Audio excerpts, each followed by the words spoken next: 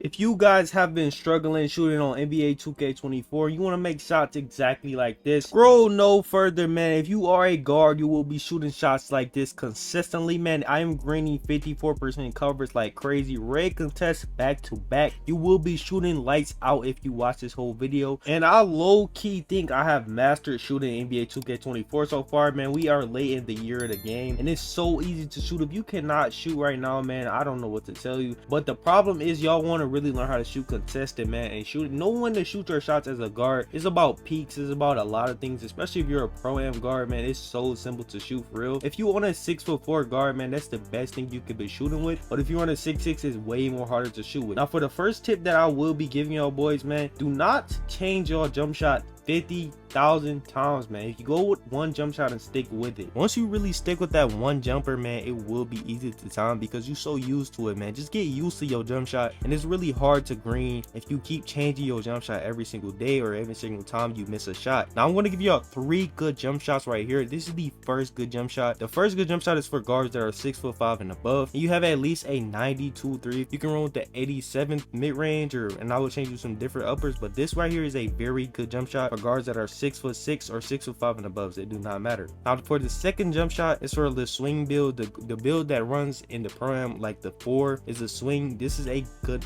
jumper in the game to have if you cannot get high uppers because you only have an 87 mid-range. This is a very good jumper to have in the game. It's almost so hard to not green with this jumper. I promise you, you will be greening like crazy if you have this jumper on. Now as far as the 6'4" builds, the builds that are 6'4" and below, if you do not have on Patty Mills, what are you doing? This is literally the best jump shot in the game, and if you get this jumper down and you literally practice and practice, it's gonna be so hard to get the jumper down at first because it's so fast. But if you practice and practice and get this jumper down, you will be shooting green and lights out, I promise you. Now the cue for these jumpers, man, you could either use set point or push, but I personally run push on all of these jumpers. Push is so easy to use because it's literally just when you push the ball, and if you know the timing, man, push is very good to use in the game. Now for the #1 tip that I have for y'all boys, is called using the jump shot to your advantage. Now with the guards with Patty Mills, you have to use the jumper to your advantage. As you can see that the guard switched on me right there and he has no perimeter. I'm going to show y'all one more time. He switched on me, he has no perimeter. So once he has no perimeter and I know that he gets to switch, I can literally shoot over him with the Patty Mills base. It is so broken. Now say for instance that you do not have Patty Mills and you are a guard that has T-Mac, man, it is so easy to shoot with this one too. Now one thing you have to do understand in this game is something called late contest. As you can see that he was there but he was not there because I released my jumper in time before he could actually contest it. So me getting my jump shot off before he can contest it, it will be a green if I time the jumper right every single time. Now back to tip #1, whenever someone switches onto you or come to play help defense, man, that's when you want to take the shot because then the lock is no longer trying to contest you. When the guard comes from that corner, he swings to that corner, you have on Patty Mills, it's almost a guaranteed green every single time. It's only because when somebody with less defense or almost no defense come to contest you, it literally breaks the game and lets you shoot over those, it lets you do a lot of stuff like that, even take a lot of contested shots that will not be contested because they have no perimeter or anything like that. Here's another shot. For example, you can see that the center came exactly from his corner, and I know he's the center because he's pressing the inbounder and he has no type of defense. So when I can shoot over him because he has no perimeter, it's almost green every single time if I have on Patty Mills, I promise you.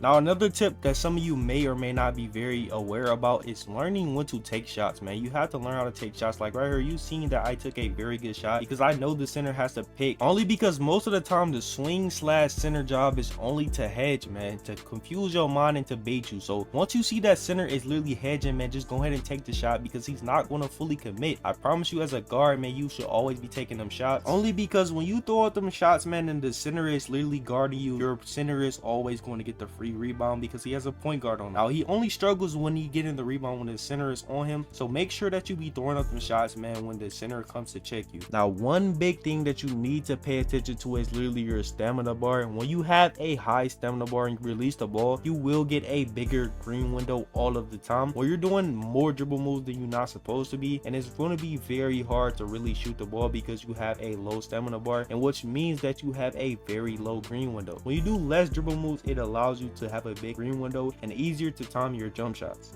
And if you are not really that much of a good dribbler, man, you have to become better off the ball, man. Becoming better off the ball, it allows you to literally not lose no stamina. You will be open every single time. If you wide open, the green window will be so crazy. I promise you. If you miss the shot, that's literally just you mistiming it, man. Being better off the ball will help you so much in so many ways, especially if your teammate has dimer or he has anything to boost your jump shot, man. So if you're not a good dribbler, man, just stay off the ball and try to get more open and stuff like that. And if you are really just focused on creating shots off the ball, man, you will have a lot of stamina, because you do not lose stamina off the ball, and it will be way easier to shoot when you have the ball and you finally get the ball in your hand. It's not that hard to shoot, honestly, when you have a lot of stamina. Most people be rim running and shooting without stamina, and the big thing in this game that all you guards have to learn how to do is something called quick stopping, man. If you know how to quick stop just like this, quick stopping is very effective in this game. You can literally stop and shoot the three instantly if you literally just let go of everything. If you guys need a full tutorial on how to quick stop, I will drop that soon if y'all can get this video to 100 likes. But look how effective quick stopping is. You can see how effective it is. It literally gets me open 99% of the time, and that's a good move to have in your bag as well if you are a guard. I'm telling y'all boys, man, if y'all, it's not really that hard to shoot in this game, man. It's just really about knowing your jumper and knowing the time. And if you are a guard, I highly recommend that you get that quick stop down in your bag, man. It will make you 100 times better guard. But if you have a build that only has mid-range or three-pointer and you cannot dunk or lay up anything like that, you have to add this front fade into your bag. Adding the front fade into your bag will activate your green machine sometimes in times that you cannot shoot. Now when you can't shoot, sometimes you get into a shooting slump, you have to at least take a layup or a mid-range, but the front fade is literally so overpowered. A lot of pro players use this front fade to their advantage, so if you have a higher mid-range, you have to be using the front fade a lot, because I know people that higher mid-range cannot fade them the pro for real. So it's so hard to fade in the pro because you have a lot of people, like 5 people on the court,